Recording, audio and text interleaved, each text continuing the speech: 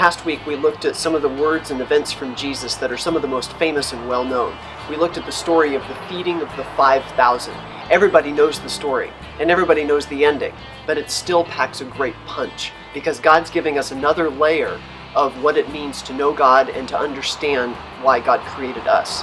In the story, Jesus feeds these 5,000 people miraculously, and the story really isn't so much for the crowd, even though they get something out of it.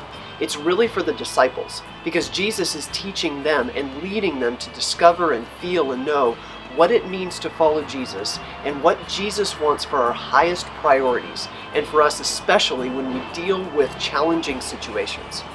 Jesus seems to reveal to the disciples that he wants something specific for us when we're dealing with challenging situations. We could deal with challenging situations like we do with all kinds of solutions. We all have intelligence, we all have brains, we all have experience, we all have skills and strengths, and those things come to bear on those situations that we face. But Jesus wants to ensure that with all those things that God created us with, that we don't just rely on our own strength or our own ingenuity or our own intelligence, but Jesus wants to ensure that we turn to God first in situations like that. And that could mean something as simple as just praying before any situation we get ourselves into. God, I think I know where I'm supposed to go, but I need your guidance. God, I'm confused and I don't have a clue where to go, and I need your wisdom. However it is, we pray and we get to know how God would respond to those situations so that we turn to God first. Jesus also seems to reveal with this incredible miracle that God provides abundantly for us. God just doesn't seem to provide enough. God seems to provide abundantly.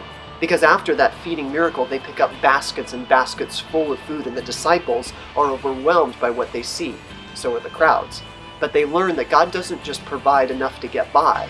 God provides abundantly for us.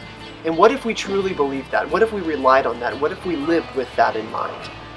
This week we turn to another story in the life of Jesus when he was teaching somebody else, and he gives us some wisdom about what it means to love and live with people around us, people who are different from ourselves, and also at the same time what it means to have this fulfilling kind of relationship with God that God created us for.